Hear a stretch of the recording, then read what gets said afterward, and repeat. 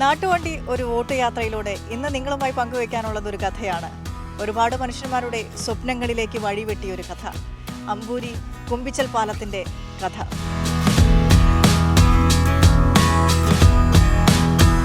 ഏഴ് പില്ലറുകളിലായി 250 മീറ്ററിലധികം നീളമാണ് കുമ്പിച്ചൻ കടവ് പാലത്തിനുള്ളത്.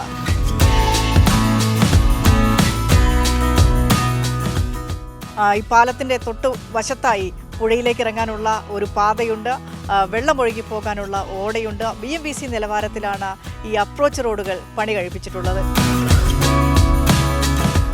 പാലത്തിലൂടെ സഞ്ചരിച്ച് വരുന്നവരൊക്കെ നമ്മൾ തടഞ്ഞു നിർത്തിയിട്ടുണ്ട്. അവരോടൊന്ന് ചോദിക്കാം, എങ്ങനെയുണ്ട് പുതിയ പാലം വന്നിട്ട്?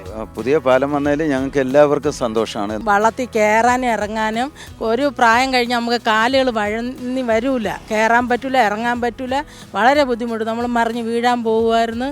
പിന്നെ സ്കൂളിൽ പിള്ളേർ പോകുമ്പോഴത്തേക്കാണെങ്കിൽ അവർക്ക് വലിയ ബുദ്ധിമുട്ട്. സമയത്തിന് നമുക്ക് ഒരു വള്ളം ഇക്കരെ വന്നാൽ നമുക്ക് പിന്നെ 3/4 മണിക്കൂറിലധികം അവിടെ അക്കരെ ഇരിക്കണം. ഇവിടെ നിന്ന് അതേപോലെ തിരിച്ച് അങ്ങോട്ട് പോകണമെങ്കിൽ ഇത്രയും വെയിറ്റ് ചെയ്യണം. അപ്പോൾ ഇതിനിടയ്ക്ക് വള്ളക്കാരൻ ചോറിനാൻ പോവുകയാണെങ്കിൽ അത് ഒത്തിരി താമസിക്കും. അപ്പോൾ അങ്ങനെയൊക്കെയുള്ള വളരെ ബുദ്ധിമുട്ടിലിരിക്കുകയായിരുന്നു. ഇപ്പം വളരെ സന്തോഷം, ഭയങ്കര സന്തോഷം, ഹാപ്പി, എല്ലാവരും ഹാപ്പിയാണ്. ഞങ്ങൾ പാലം വന്നിട്ട് എങ്ങനെയുണ്ട്? ഇഷ്ടായോ? വലിയ കഷ്ടപ്പാടായിരുന്നു, ഇപ്പം നല്ല സുഖമാണ്. നമുക്ക് നമ്മുടെ സ്വപ്നമായിരുന്നു, അത് സാധിച്ചു എന്നുള്ളതിലാണ് സന്തോഷം. പാലം വരുമെന്ന് ഒരിക്കലും വിചാരിച്ചില്ല. MLA വന്ന് നമുക്ക് വാഗ്ദാനം നൽകിയപ്പം പുള്ളിക്ക് നമ്മൾ വോട്ട് നൽകി എത്രയും പെട്ടെന്ന് പാലത്തിൻ്റെ പണി തീർത്ത് അതിന് എത്രയും നമുക്ക് വളരെ സന്തോഷകരമായ കാര്യമാണ്. ഇത് ഈ പാലത്തിൽ വന്നപ്പം കണ്ടൊരു കാഴ്ച, ഈ അപ്പാപ്പനാണ്, ഫ്രാൻസിസ് അപ്പാപ്പൻ. 3-ാം വയസ്സ് മുതൽ ഇവിടെ എത്തിയതാന്ന് അപ്പാപ്പൻ പറയുന്നത്. അപ്പം അന്നത്തെ കാലം മുതൽ ഇന്ന് ഈ പാലം വന്ന ശേഷമുള്ള കാര്യങ്ങൾ വരെ പറഞ്ഞു തരാൻ പറ്റിയ ഒരാൾ തന്നെയാണ് നമ്മൾക്ക് കിട്ടിയിട്ടുള്ളത്. അപ്പോൾ എങ്ങനെയുണ്ട് പാലം വന്നിട്ട്? പാലം വന്നിട്ട് വളരെ സന്തോഷമാണ്. എല്ലാവർക്കും ഇഷ്ടമുള്ള സമയത്ത് വീടുകളിലോ എന്തെങ്കിലും അത്യാവശ്യത്തിനൊക്കെ പോകാം.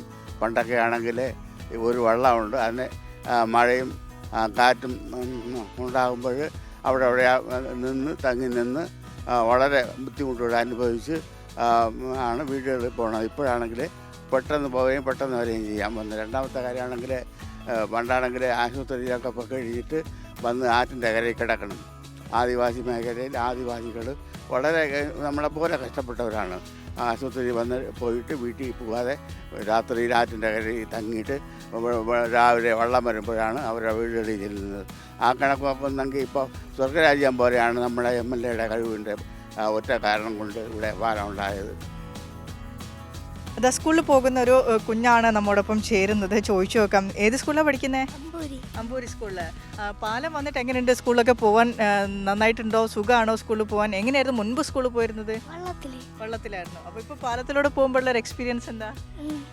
ഇഷ്ടമായോ? പാലം ഇഷ്ടമായോ? പാലം വന്നതിന് ശേഷമുള്ള ഒരു മാറ്റം എന്താണ്? പാലം വന്നതിന് ശേഷം ഞങ്ങൾക്ക് ഒരുപാട് മാറ്റങ്ങളുണ്ട്. മറ്റത് ഒരു അസുഖങ്ങളൊക്കെ വന്നാൽ പോലും നമ്മൾ ഒരു വണ്ടി വിളിച്ചാൽ പോലും ഇവിടെ വരത്തില്ലായിരുന്നു.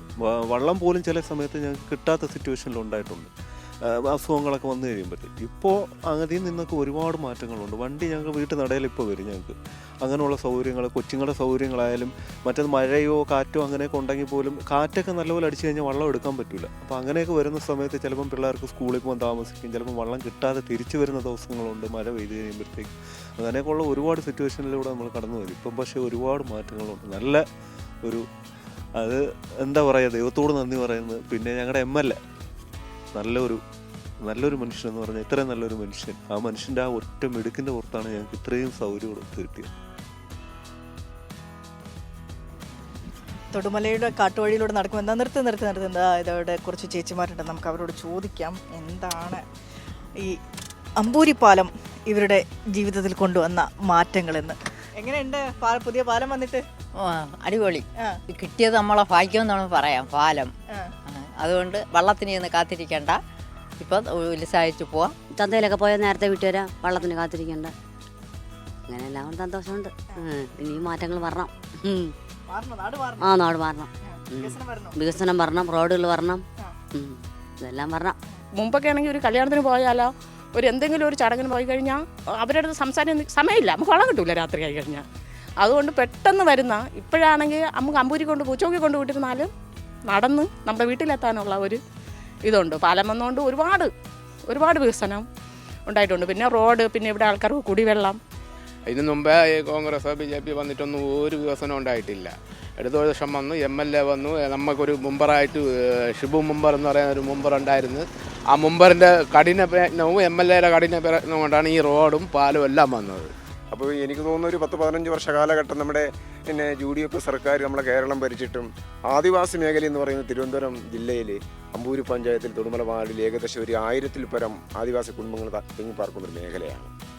അപ്പോൾ ഈ സ്വപ്നം നടപ്പിലാക്കിയത് 2016 മുതൽ 2026 മധ്യേ ഇടതുപക്ഷ സർക്കാരാണ്. ഇതൊക്കെ ചെയ്തെന്ന ആ സർക്കാരിനോട് ഒരുപാട് കടപ്പാടുണ്ട്. ഒരു പാലം എന്നത് പുറമേ നിന്ന് നോക്കിക്കാണുന്നവർക്ക് ഒരു കോൺക്രീറ്റ് നിർമ്മിതിയാണ്, കേവലം ഏതെങ്കിലും തൂണുകളിൽ നിർമ്മിച്ചെടുത്ത ഒരു കോൺക്രീറ്റ് നിർമ്മിതി. പക്ഷേ തൊടുമല നിവാസികൾക്ക് അത് അങ്ങനെയല്ല, അവരുടെ സ്വപ്നങ്ങളിലേക്കുള്ള വഴി കൂടെയാണ് അവിടെ തുറക്കപ്പെട്ടിട്ടുള്ളത്. ചേട്ടാ, പുതിയ പാലം എങ്ങനെയാണ്? എന്തെങ്കിലും മാറ്റം ഉണ്ടായോ ജീവിതത്തിൽ? നമുക്കിപ്പം നിലവാരം തന്നെ മെച്ചപ്പെടാൻ പോവുകയാണ്. പാലം നമ്മളെ ചിരകാല സ്വപ്നമായിരുന്നു. അത് യാഥാർത്ഥ്യമാക്കി തന്ന LDF ഗവൺമെൻറ്റിനും ബഹുമാനപ്പെട്ട MLAക്കും CK കരീന്ദ്രനും നമ്മൾ 1000 നന്ദി രേഖപ്പെടുത്തുകയാണ്. ഓരോ തെരഞ്ഞെടുപ്പ് കാലത്തും ഈ പുഴയ്ക്കിപ്പുറമുള്ള 11 ഉന്നതികളിലായി കഴിയുന്ന ഗോത്രവിഭാഗങ്ങൾക്കുള്ള തെരഞ്ഞെടുപ്പ് വാഗ്ദാനമായിരുന്നു കുമ്പിച്ചൻ കടവ് പാലം. പക്ഷെ ഇത്തവണ സ്ഥിതി വ്യത്യസ്തമാണ്. ഈ പാലം കടന്നാണ് ആ മനുഷ്യർ വോട്ടെടുക്കാൻ പോകുന്നത്, വോട്ട് ചെയ്യാൻ പോകുന്നത്. നാട്ടുവണ്ടി ഒരു വോട്ട് യാത്രയുടെ അടുത്ത എപ്പിസോഡിൽ വീണ്ടും കാണാം. നമസ്കാരം.